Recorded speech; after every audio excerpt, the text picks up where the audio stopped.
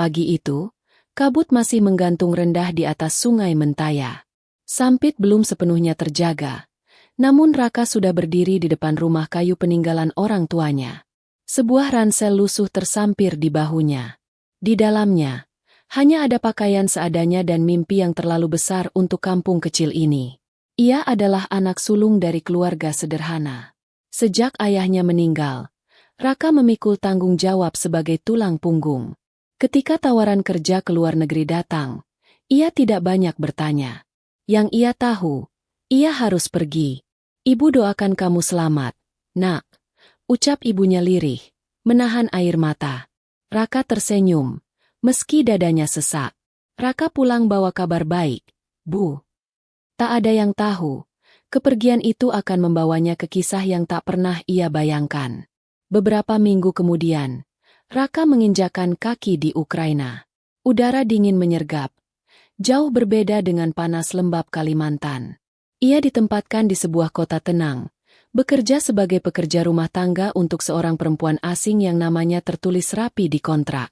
Katrina Volkov. Rumah majikannya besar, bergaya Eropa klasik, dengan pagar besi hitam dan halaman luas. Saat pintu dibuka, Raka terdiam. Perempuan itu berdiri tegak. Rambut pirangnya disanggul rapi. Wajahnya cantik, namun sorot matanya tegas, dingin, dan berwibawa. Tubuhnya tegap seperti seorang prajurit. "Kamu Raka?"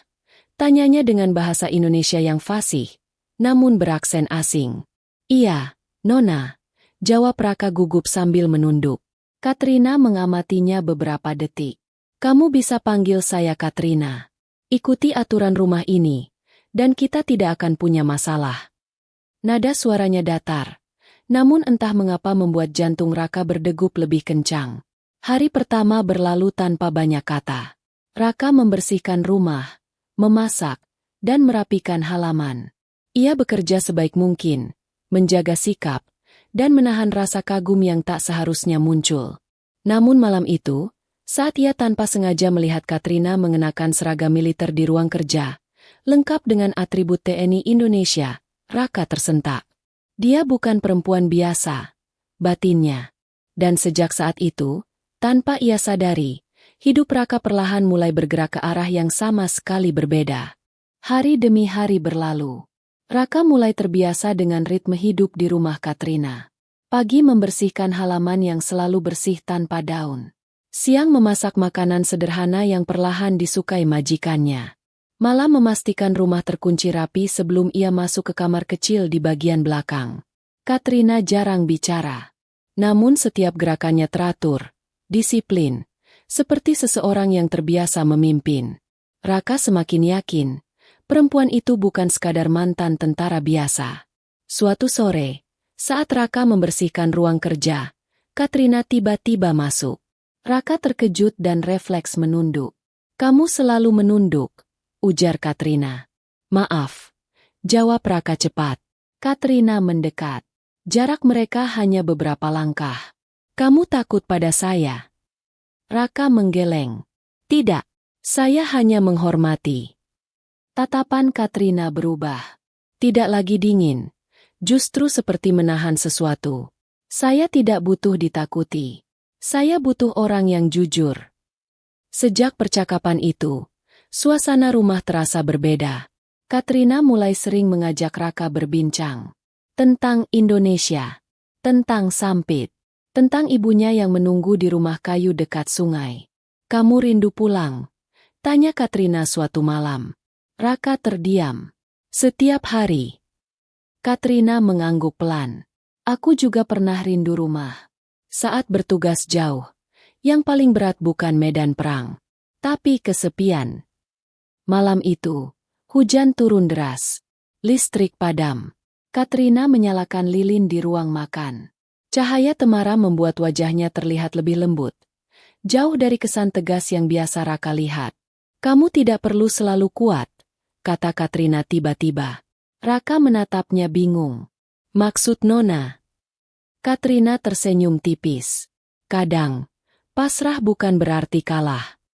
Kalimat itu menghantam dada Raka.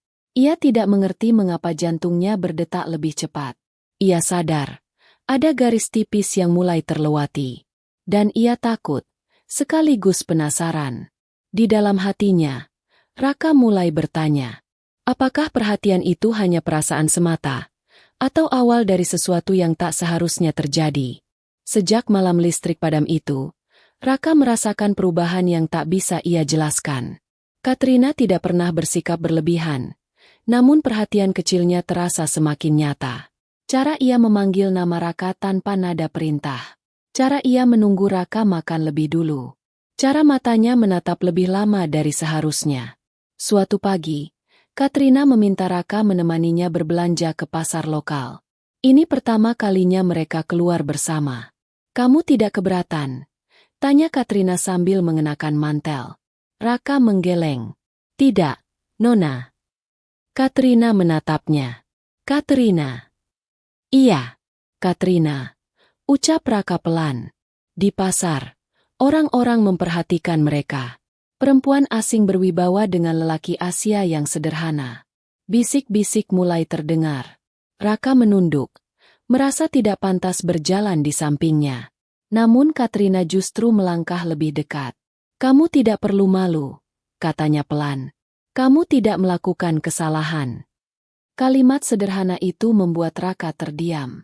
Untuk pertama kalinya, ia merasa dihargai, bukan sekadar pekerja. Malamnya, saat Raka hendak masuk kamar, Katrina memanggilnya. "Raka, temani saya minum teh." Raka ragu, namun tetap melangkah. Mereka duduk berhadapan. Hening beberapa saat. "Kamu tahu siapa saya sebenarnya?" tanya Katrina. Raka mengangguk. "Saya lihat seragam TNI itu." Katrina tersenyum pahit. "Saya hidup di antara dua dunia, militer dan perasaan. Keduanya menuntut saya kuat." Ia menatap Raka dalam. "Tapi di depan kamu, entah kenapa, saya ingin jujur." Raka menelan ludah. "Saya hanya orang biasa." "Justru itu," jawab Katrina. "Kamu membuat saya merasa manusia." Keheningan kembali turun. Raka merasa napasnya berat. Ia tahu, jarak ini berbahaya. Ia berdiri perlahan. "Maaf, saya sebaiknya pergi." Katrina tidak menahannya. Namun sebelum Raka keluar, ia berkata lirih, "Kalau suatu hari kamu memilih pergi, pastikan bukan karena kamu takut." Malam itu, Raka tidak bisa tidur. Ia pasrah pada perasaan yang tumbuh tanpa izin. Antara bertahan atau menjauh, hatinya mulai goyah. Hari-hari berikutnya terasa berat bagi Raka. Ia berusaha menjaga jarak, bekerja lebih cepat, masuk kamar lebih awal, menghindari tatapan Katrina yang kini terasa semakin dalam. Namun jarak tidak pernah benar-benar memadamkan perasaan. Suatu malam, Raka mendengar suara dari ruang tamu. Katrina duduk sendirian, masih mengenakan seragam militer. Wajahnya lelah, bahunya turun, tak lagi setegap biasanya. "Kamu belum tidur?" tanya Katrina saat melihat Raka. "Saya kira Katrina memanggil," jawab Raka jujur. Katrina menghela napas panjang. "Besok saya harus berangkat. Ada penugasan lanjutan." Jantung Raka berdegup. "Lama?" "Tidak tahu," jawabnya pelan. Keheningan mengisi ruangan. Raka ingin bicara, namun tak tahu harus berkata apa. Akhirnya Katrina berdiri, mendekat perlahan. "Raka," ucapnya serius. "Saya tidak ingin kamu berada di posisi sulit. Tapi saya juga tidak ingin pergi tanpa jujur." Raka menatap lantai. "Saya hanya pekerja. Perasaan ini salah." Katrina menggeleng. "Perasaan tidak pernah salah. Yang salah adalah jika kita membohongi diri sendiri." Ia berhenti tepat di depan Raka. "Tidak menyentuh. Tidak memaksa. Aku menyukaimu. Bukan sebagai bawahan. Tapi sebagai laki-laki yang tulus." Raka menutup mata. Dadanya terasa penuh. Semua ketakutan, semua batasan, runtuh bersamaan. Ia membuka mata dan menatap Katrina. "Saya pasrah," ucapnya lirih. "Jika ini salah, biarlah saya yang menanggung." Air mata Katrina jatuh tanpa suara. Untuk pertama kalinya, perempuan sekuat itu terlihat rapuh. Aku tidak akan membiarkan kamu menanggungnya sendiri, katanya. Malam itu tidak diwarnai sentuhan berlebihan. Hanya dua hati yang akhirnya jujur. Namun keduanya sadar, setelah pengakuan ini, tak ada jalan kembali. Risiko telah dipilih. Takdir tinggal menentukan akhir. Kepergian Katrina meninggalkan rumah yang terasa jauh lebih sunyi. Raka kembali pada rutinitasnya. Namun hatinya tak lagi sama.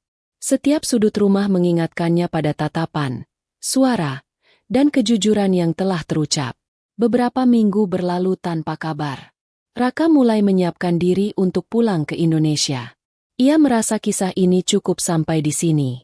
Ia memilih pasrah, bukan karena takut, tetapi karena cinta kadang harus dilepaskan. Suatu pagi, sebuah mobil berhenti di depan rumah. Raka yang sedang menyapu halaman menoleh. Pintu mobil terbuka. Katrina turun, mengenakan pakaian sipil sederhana. Tanpa seragam, tanpa pangkat. Hanya seorang perempuan dengan senyum yang menahan haru.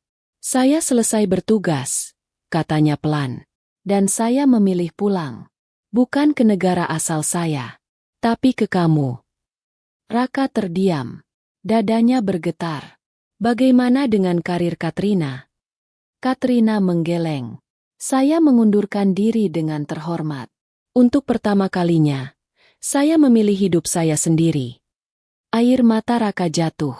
Ia tak lagi menunduk. Beberapa bulan kemudian, mereka berdiri di tepi sungai Mentaya, Sampit. Rumah kayu yang dulu sepi kini dipenuhi tawa. Pernikahan mereka berlangsung sederhana. Tanpa kemewahan. Hanya restu ibu Raka dan warga kampung yang menyaksikan kisah yang terasa mustahil. Katrina tersenyum, menggenggam tangan Raka. Aku tidak pernah menyesal. Raka menggeleng pelan. Saya juga tidak. Karena dari pasrah, saya menemukan pulang. Cinta itu tidak lahir dari godaan semata, tetapi dari kejujuran dan keberanian memilih. Dari dua dunia yang berbeda, mereka membangun satu rumah yang sama. Dan dari kisah ini, satu pesan tertinggal untuk siapapun yang mendengarnya. Kadang, takdir datang dengan cara yang tidak sopan, tidak terduga. Namun jika hati berani jujur, cinta selalu tahu jalan pulangnya. Tamat.